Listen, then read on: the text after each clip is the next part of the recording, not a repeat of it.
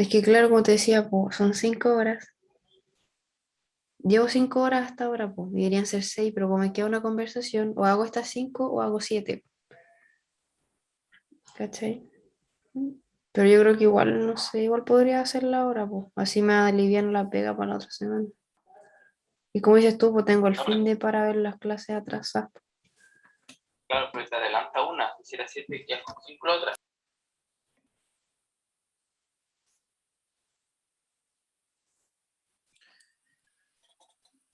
Ya chicos, vamos a continuar. ¿Hasta aquí alguna duda o consulta? No, profe, ninguna. Ok.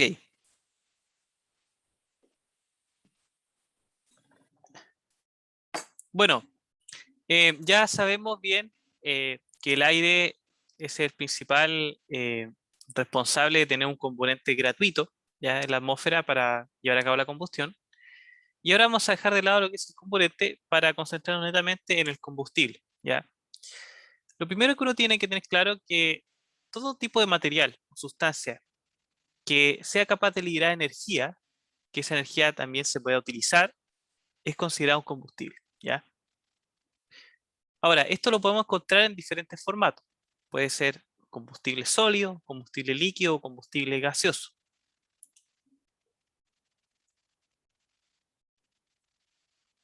Perdón, los combustibles tienen ciertas propiedades que son importantes de considerar, ¿ya? Como puede ser la composición, su poder calorífico, su densidad, punto de inflamabilidad o temperatura de inicio, temperatura de combustión y contenido de azufre. En este caso nos vamos a concentrar solamente en combustibles que se utilizan en la combustión. Por lo tanto, estas propiedades son para ese tipo de combustible, ¿ya? La composición es simplemente de qué está hecho el combustible, ¿ya? Químicamente, qué elementos lo componen. Como por ejemplo, acá tenemos un gas licuado derivado del petróleo, que sí es propano, el cual está formado por carbono y por hidrógeno.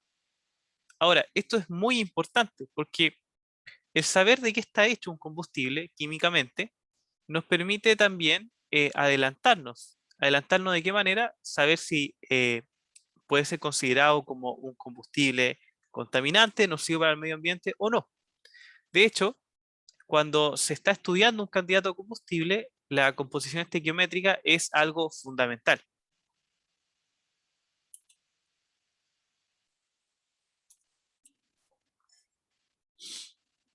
Ahora, una segunda propiedad que también es importante es el poder calorífico, ¿ya? Este corresponde principalmente a la cantidad de energía que es capaz de liberar el combustible al ser combustionado, pero medida obviamente en relación entre la potencia y la masa, ¿ya? Es decir, la podemos encontrar, por ejemplo, como kilocaloría por kilogramo o kilojoule por kilogramo, o también kilojoule metro cúbico o kilocaloría metro cúbico. En este caso sabemos que para los combustibles estamos teniendo combustible sólido, lo medimos sobre kilogramo, y si es gaseoso líquido, metro cúbico, ¿ya? Aunque comercialmente igual a veces se encuentra, como pasa con la gasolina, un poder calorífico, si bien la gasolina es líquida, es pesado sobre kilogramo, ¿ya? Como pueden ver ustedes acá, 12,39 kWh sobre kilogramo. En este caso, esta unidad de medida es bastante favorable porque no solamente nos dice la potencia por kilogramo, sino que la potencia también por hora. Otra propiedad que es importante considerar es su densidad, ¿ya? La densidad puede ser medida en kilogramos milímetro cúbico, kilogramos metro cúbico, gramos metro cúbico, etc.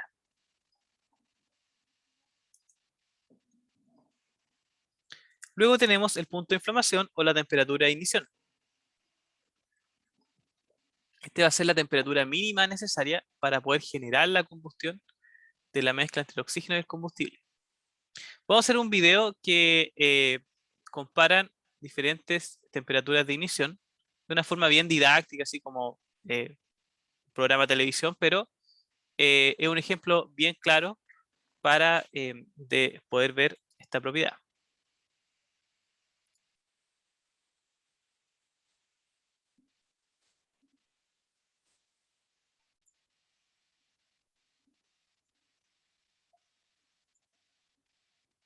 Pero no lo es, después te vamos a explicar cómo lo hicimos, porque eso hacemos los científicos. Explicamos cómo hacemos las cosas. Lo que tengo aquí es un billete. Quiero demostrar lo millonaria que soy, lo multimillonaria que soy. Voy a encender este billete de $1 y vamos a ver qué es lo que pasa. Antes de encenderlo, recuerda, Yeli, que quemar dinero es ilegal. Ok, me van a meter a la cárcel.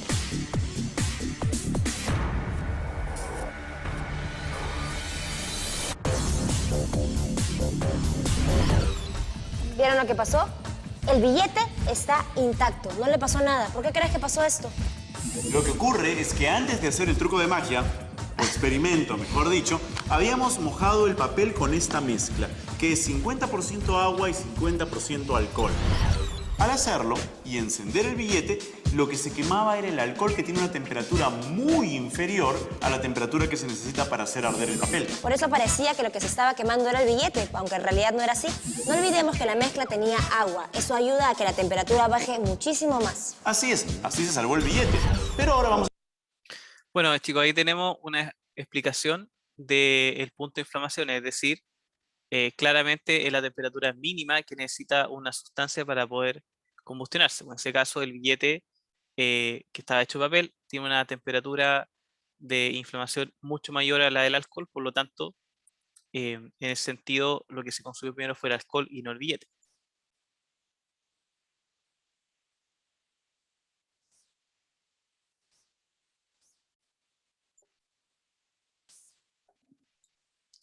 Bueno, acá en la tabla podemos ver que se compara el punto de inflamación o la temperatura de ignición tanto del aire como del oxígeno. Y podemos ver que el oxígeno tiene una temperatura de inflamación menor al aire. Ahora, esto tiene sentido porque el aire está compuesto de otros gases también, por ejemplo, en gran cantidad de nitrógeno. Y esos gases que están acompañando hoy al oxígeno van a afectar a que el aire, como sustancias, necesita una mayor temperatura, ¿ya? Porque ahí tienen que hacer ahí, es un promedio de diferentes temperaturas de inflamación, dependiendo también de su porcentaje, que finalmente lo podemos ver como que el aire necesita mayor temperatura para quemarse que el oxígeno. Luego tenemos la temperatura de combustión, que es la máxima temperatura de la llama que alcanza durante el proceso de combustión. En este caso podemos ver que el oxígeno tendría una mayor temperatura de combustión que el aire.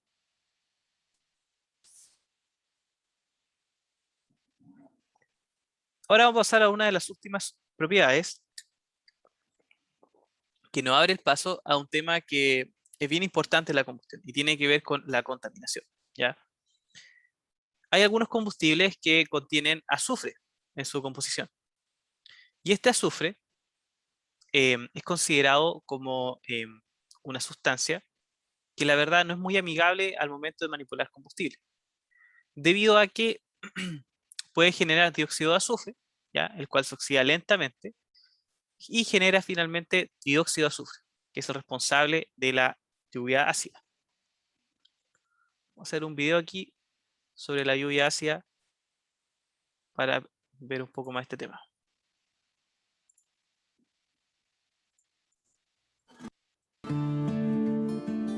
Hola a todos y bienvenidos a Ecología Verde. En este nuevo vídeo hablaremos sobre la lluvia ácida.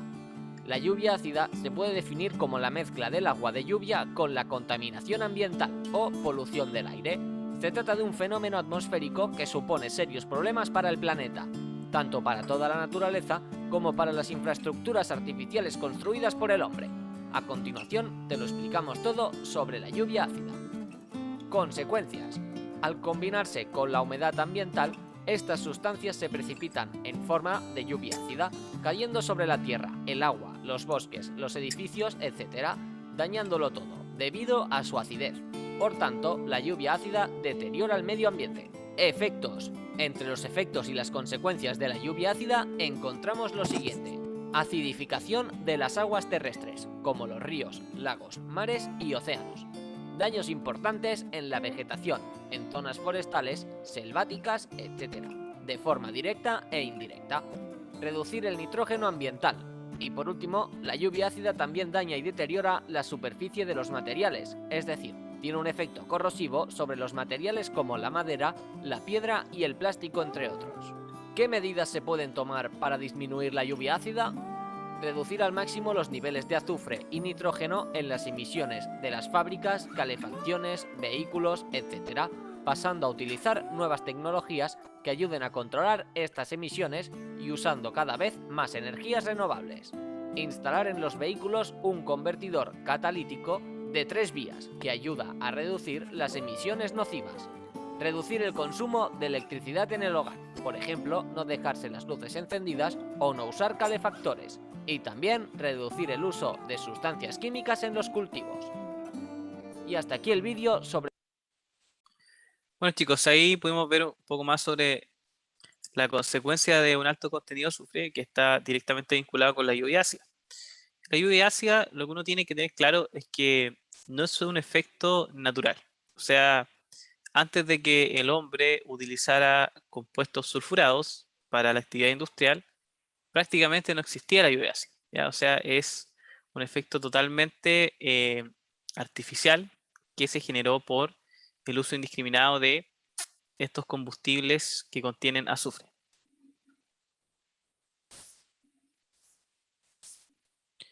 Hasta aquí, ¿se entiende todo? ¿O hay alguna duda o consulta? Todo claro, profe. Todo claro. Ok, vamos entonces a analizar los diferentes tipos de combustión.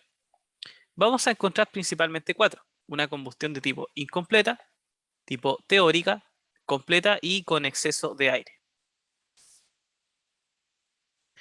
La combustión incompleta es aquella donde no tenemos la cantidad de oxígeno suficiente para quemar por completo el combustible. Y eso tiene como consecuencia que además de no sacarle provecho a todo el combustible, es que se generen ciertos gases contaminantes, como por ejemplo el monóxido de carbono, ¿ya? Ahora, aquí podemos ver que hay diferentes gases que se van generando sí o sí en una combustión, que obviamente van a depender de la composición del combustible, ¿ya? En este caso, uno de los más comunes sería, por ejemplo, el agua. Bueno, acá no está mencionado, pero por ejemplo, en una combustión genérica siempre vamos a tener agua como resultado, también dióxido de carbono. Pero en caso de tener presencia de componentes sulfurados, podemos encontrar como ácido sulfídrico, ¿ya? O también el caso del monóxido de carbono cuando la combustión no se lleva a cabo por completo. Luego tenemos la combustión teórica, que en este caso podríamos considerarla como la combustión perfecta, porque aquí lo que nosotros tenemos es una cantidad exacta de oxígeno para la combustión. Ahora, la combustión es un proceso que la verdad es bastante aleatorio, que ocurre a velocidades muy altas. Por lo tanto, tener un equipo que suministre la cantidad de oxígeno exacto en todo momento para la combustión es imposible. Hoy en día no existe esa tecnología. Por lo tanto, esta combustión por eso se le llama teórica, porque en la práctica es imposible de lograr. Ahora, al ser teórica y al ser como la combustión ideal, uno puede observar que los gases que se van a generar para un hidrocarburo típico, ya que se combustione como combustible, pueden ser dinitrógeno, dióxido de carbono y agua, ¿ya? O sea, estos siempre van a estar presentes. Es decir, no vamos a tener ningún gas contaminante, a menos que utilicemos algún combustible sulfurado o de otro tipo de contaminante. Ahora, aquí quiero hacer una pausa porque el dióxido de carbono, que va a estar presente, tiene esa como dualidad, por decirlo de una manera. ¿Por qué dualidad? Porque desde un punto de vista lo podemos considerar contaminante y desde otro punto de vista no. El dióxido de carbono en sí no es contaminante, ¿ya? Pero lamentablemente cuando se encuentra en exceso, sí tiene un efecto adverso importante, que es en el fondo aumentar el espesor, ¿ya?, de esta capa que rodea nuestra atmósfera, que permite retener la radiación que recibimos del sol. Antiguamente, cuando el hombre aún no usaba de la actividad industrial, donde utilizaba muchos combustibles hidrocarburos, sobre todo como el carbón, antes de eso, la cantidad de dióxido de carbono que estaba en nuestra atmósfera era una cantidad totalmente admisible, ¿ya?, que no generaba este efecto de sobrecalentamiento en la Tierra, que en el fondo es el calentamiento global. Por lo tanto, en esa instancia, el dióxido de carbono no era considerado como un gas contaminante. Pero luego, como les comentaba, lamentablemente debido a esa alta actividad industrial utilizando carbón o utilizando combustibles derivados del petróleo, es que encontramos un exceso de dióxido de carbono que terminó engruesando esta capa y por lo tanto la cantidad de calor retenido o de radiación, mejor dicho, retenida en nuestro planeta aumentó.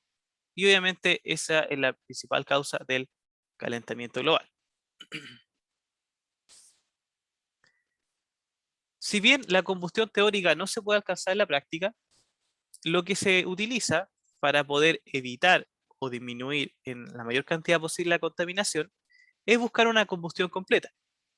La combustión completa es aquella que tiene una cantidad de oxígeno superior a la que necesita, pero no en exceso. Es decir, nos pasamos un poco, pero no tanto. ¿Ya? Ahora, esto tiene como ventaja que solamente generaría estos tres gases para un combustible, un hidrocarburo genérico, ¿ya? Sin contenido de azufre. Y en caso que sobre oxígeno, simplemente sería un 1,2 que está ahí en exceso. Pero, por ejemplo, si tenemos un combustible sulfurado, ¿ya? Por más que sea una combustión completa, aún así vamos a tener dióxido de azufre. Ahora, ¿qué quiero decir con esto? Y lo que quiero plantear es que una combustión contaminante se puede dar en dos casos. Un caso donde estemos utilizando un hidrocarburo convencional que no contenga azufre, pero a la vez sea una combustión incompleta, es decir, no tenemos la cantidad de aire suficiente. ¿Qué va a pasar ahí? Vamos a generar monóxido de carbono. Y el otro caso es que, por ejemplo, nosotros tengamos una combustión completa, pero ese combustible, por más que se queme por completo, contiene azufre, por lo tanto vamos a generar dióxido de azufre que afecta a la generación de la lluvia ácida. Ahora, un caso más extremo es el caso con exceso de aire. Esto es muy similar a lo anterior, es decir, tenemos una combustión completa, no nos queda combustible por quemar. Pero este exceso de aire termina afectando a la cantidad de calor generado, ¿ya? Por lo tanto, no es un caso que uno trate de utilizar en la práctica, sino que todo lo contrario. Siempre tiene que ir por la combustión completa. Evitarla con exceso de aire y evitar la incompleta. Chicos, ¿hasta aquí alguna duda o consulta?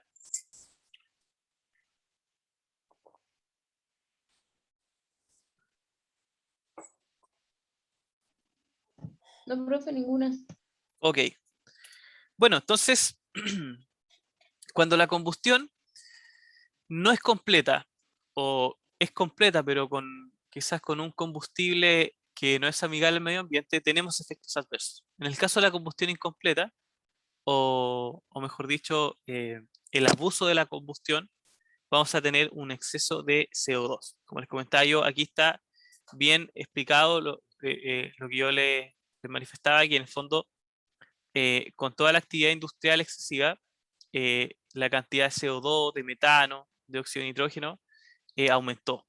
Y esto ingresó esta capa que retiene la radiación del sol, finalmente generó estos aumentos de temperatura, que termina generando el calentamiento global. Ahora, aquí es bueno también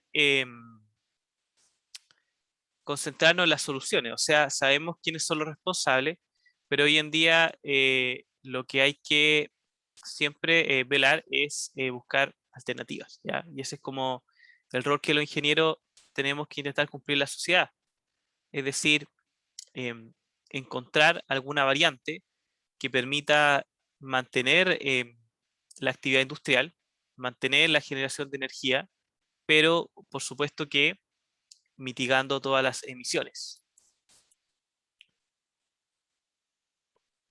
Ahora, no sé si ustedes, chicos, en alguna asignatura tuvieron, sobre todo los ingenieros químicos, tuvieron alguna asignatura donde vieran bien en profundidad el petróleo o los combustibles en general.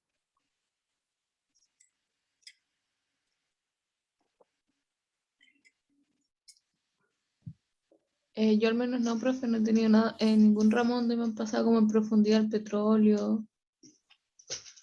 Ya, súper. Les pregunto porque yo acá tengo unos videos que son bastante buenos, chicos. Si bien, claro, no tienen todos los detalles técnicos del petróleo, pero es un resumen que eh, entrega la información necesaria para que en el fondo uno entienda ya el proceso por el cual pasa el petróleo, y a la vez también uno vaya ahí sacando conclusiones de por qué eh, están contaminantes, ¿ya?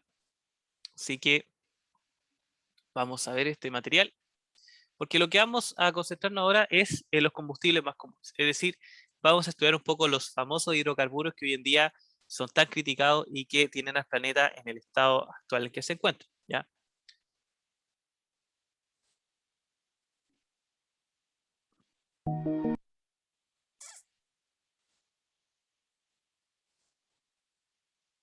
Vamos a partir viendo un video que nos explica el origen de los hidrocarburos.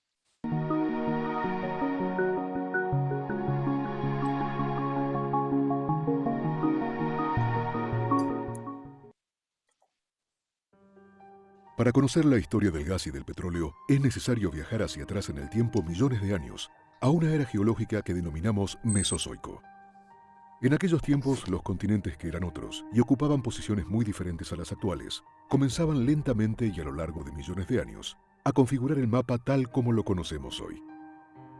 Eran los días de los grandes saurios, que convivían con primitivos mamíferos, pequeños y asustadizos, y de interminables bosques de coníferas. En las entradas del océano, que formaban fiordos, bahías y ensenadas, así como en otros ambientes de aguas tranquilas, como grandes lagos, comenzaba el proceso de la formación de los hidrocarburos. A lo largo del tiempo, los lechos de esos ambientes acuáticos recibieron enormes cantidades de desechos orgánicos. Eran restos de organismos muertos, de origen animal, así como de algas y plantas terrestres, que se depositaron en el fondo junto con sedimentos minerales de variada composición. Con el paso de los milenios, lo que alguna vez fue el fondo del mar o de un lago, quedó sepultado por nuevos sedimentos minerales, a veces con nueva materia orgánica, dependiendo de los procesos que ocurrieron en la superficie. El peso de los nuevos sedimentos hundieron el antiguo lecho cada vez más.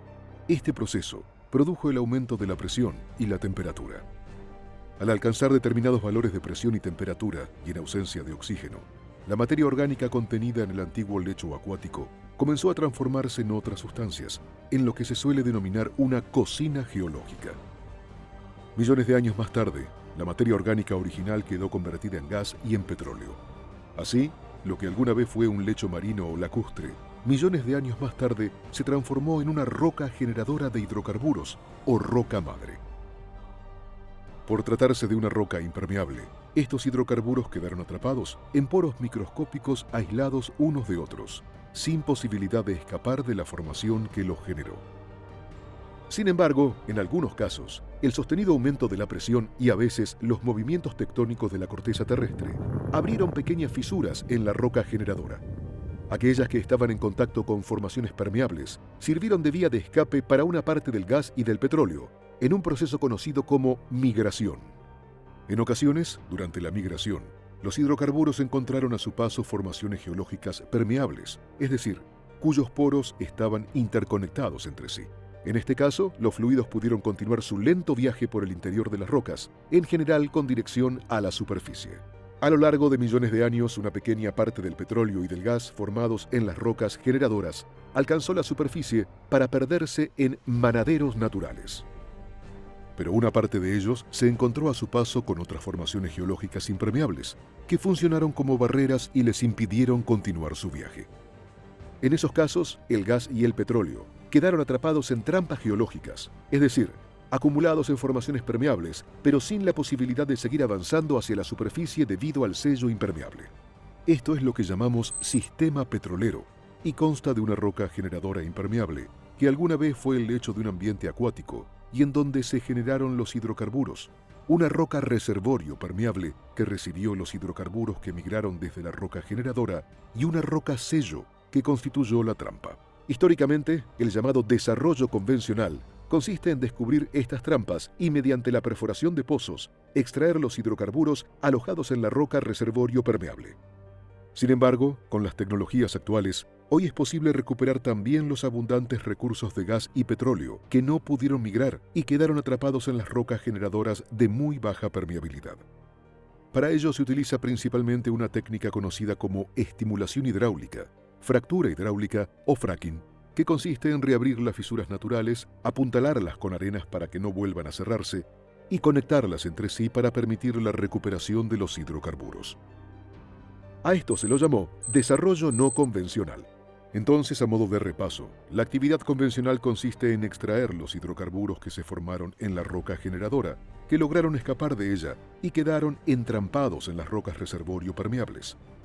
La actividad no convencional, en cambio, consiste en obtener el gas y el petróleo directamente de las rocas generadoras impermeables o de muy baja permeabilidad con ayuda de la estimulación hidráulica. La posibilidad de extraer hidrocarburos a partir de los reservorios no convencionales abre importantes perspectivas y brinda a muchas comunidades la posibilidad de abastecerse a partir de su propia energía.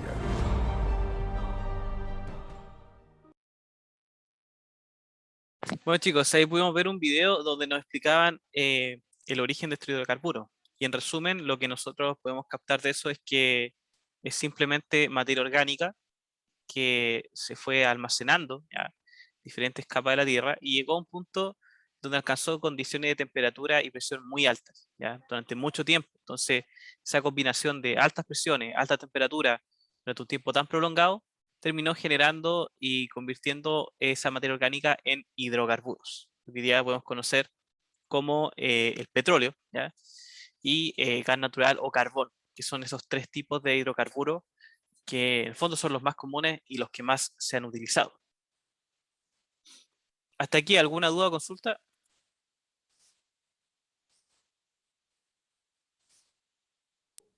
No, no por ahora, profe. Ya, vamos a ver entonces, ya sabemos cómo se originan los hidrocarburos, pero lo ideal es poder ver cómo es que se procesan, ¿ya? Porque esto, si bien se extrae, no se vende en el mercado de forma bruta, tal cual como está, sino que pasa por un proceso. Por lo tanto, vamos a ver un video que es prácticamente una visita industrial, en donde nos muestran todas las etapas por las cuales pasa el petróleo hasta que se puede comercializar.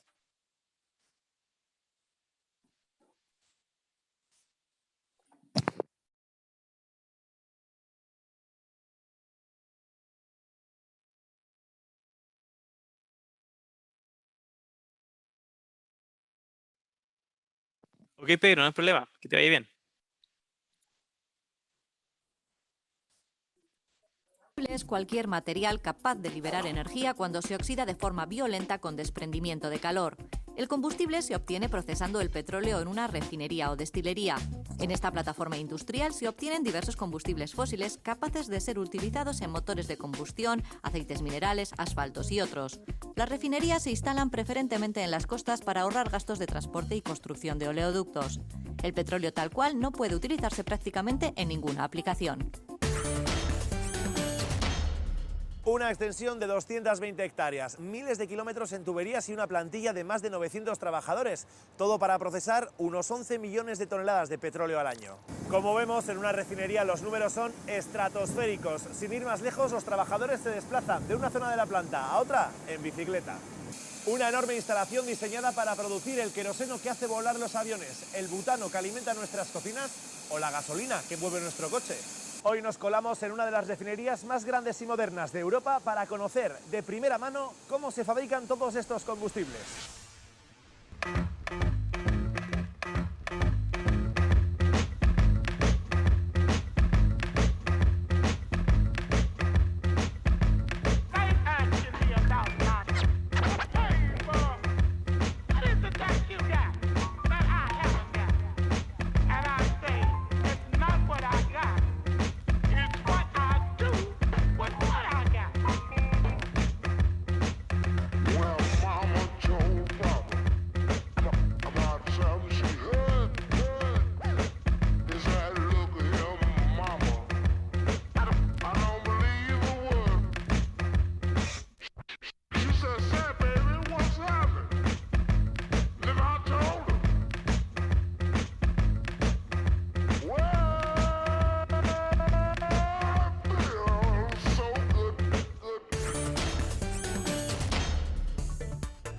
José Ignacio Zudaire, director Hola, de ¿qué personas y de organización.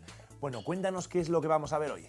Bueno, pues hoy vais a ver cuando llega el crudo a puerto, desde que llega el crudo a puerto, que el crudo cuando llega en realidad es un producto que no se puede utilizar y cómo de ese producto que es una materia prima que no se puede utilizar directamente para los usos a los que está destinado, a través de múltiples procesos transformarlos en productos que realmente usamos en nuestra vida diaria, ¿no? Pues la gasolina, el gasoil, el queroseno que utilizan los aviones, bueno, pues este tipo de productos, ¿no? Hombre, los aviones yo creo que no tanto, pero el coche seguramente lo utilizaremos bastante a menudo, ¿no? La gasolina y el gasoil. Estamos en una de las mayores refinerías de Europa. Efectivamente, aquí procesamos 12 millones de toneladas de crudo. Esto viene a ser unos 220.000 barriles todos los días. O sea, 220.000 barriles todos los días de crudo que procesamos. Eso es lo que entra, un poquito de lo que sale.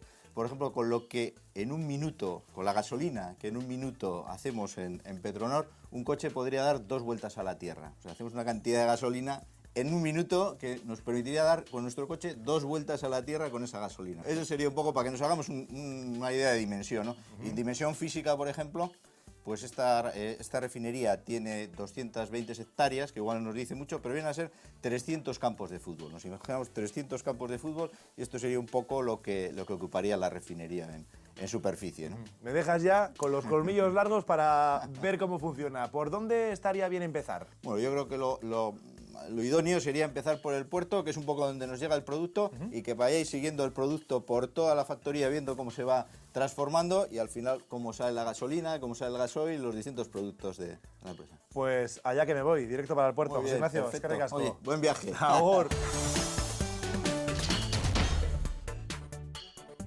Y Manolo Lavarría, jefe de la terminal marítima, ¿qué tal? Pues muy bien, aquí estamos. Ya te veo guapo vestido como yo, esto por cuestión de seguridad, ¿no? Efectivamente, es dentro de toda la organización es el uso obligatorio cuando estemos en cualquier parte del complejo, llevar esta ropa ignífuga. Perfecto, así estamos más que seguros. Estamos en el puerto. Sí. Hasta aquí llegan estos enormes barcos, estos petroleros cargados de la materia prima, que es el petróleo, ¿no? También hay muchos tipos de crudos que vienen de diferentes países. Antes siempre se hablaba del Golfo Pérsico, pero hoy en día el 60% de nuestro crudo proviene de Europa, de Rusia y México. Es decir, y vienen en estos supertankers. ¿Cuántos barcos como estos llegan cada día o al cabo del año? Bueno, en la media estamos a unos 400 barcos, un poquito más, anuales. Estamos moviendo anualmente, tanto en entradas como en exportaciones, cerca de los 15 millones de toneladas, que viene a suponer más del 46% del volumen total del puerto de Bilbao, en tonelaje. Casi la mitad. Casi la mitad en tonelaje de todo el puerto, sí, sí. Cuando se diseñó la refinería se necesitaba un puerto de gran calado y aquí los calados que estamos hablando en la Track 1 son 32 metros que tenemos de calado. Se pueden acomodar, este barco tendrá cuando viene en máxima carga hasta 22 metros, una casa de 7 pisos. Viene debajo del agua. ¿De profundidad? De profundidad, de lo que viene el barco calado. Y todavía le quedarían unos 9 metros hasta el fondo. En el momento que llega y atraca, ¿cómo se extrae todo ese crudo? El barco con sus propios medios, con sus bombas, descarga hacia refinería. Pero para eso tenemos que poner nuestros equipos conectados al manifold del barco, que es la toma, la unión entre el barco y la terminal.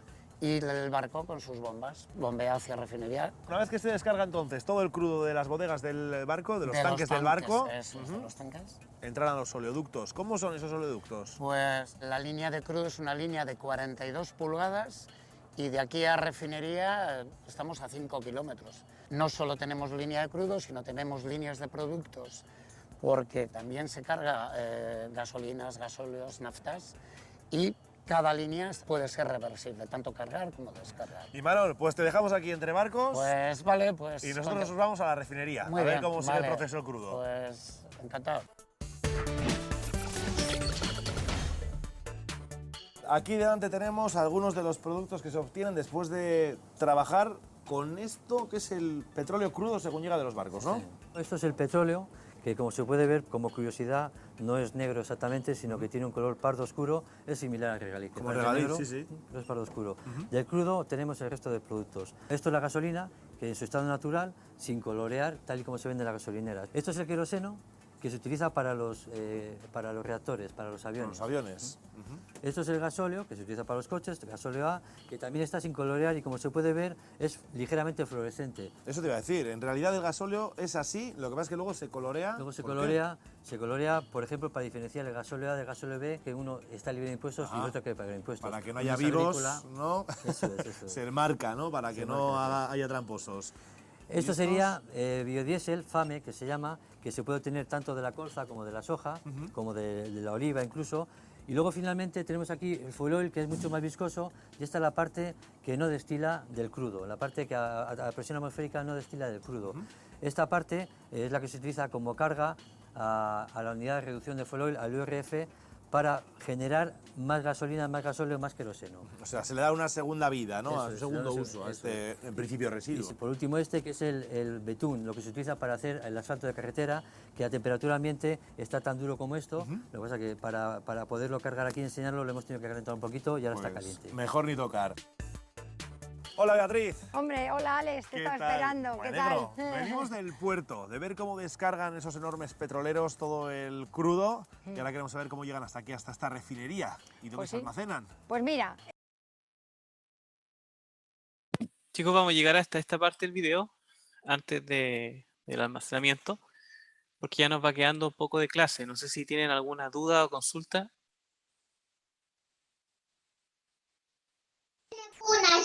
No, profe, no, ninguna duda. Ya, entonces si es así, lo dejamos hasta aquí por hoy. Bueno, los grupos que ya dieron la evaluación práctica número 1, durante esta semana les voy a enviar les voy a subir su nota, ya les voy a enviar sus pautas igual. Y bueno, los otros grupos, la próxima semana toca el grupo 2 y 4, perdón, 3 y 4. Ahí les voy a enviar el correo con la reunión para que asistan a su defensa. Así que eso, chicos, que tengan buena semana y buen fin de semana y nos vemos la próxima semana. Gracias, profe. Bueno, profe, chao, que tenga buen día. Chao, chao.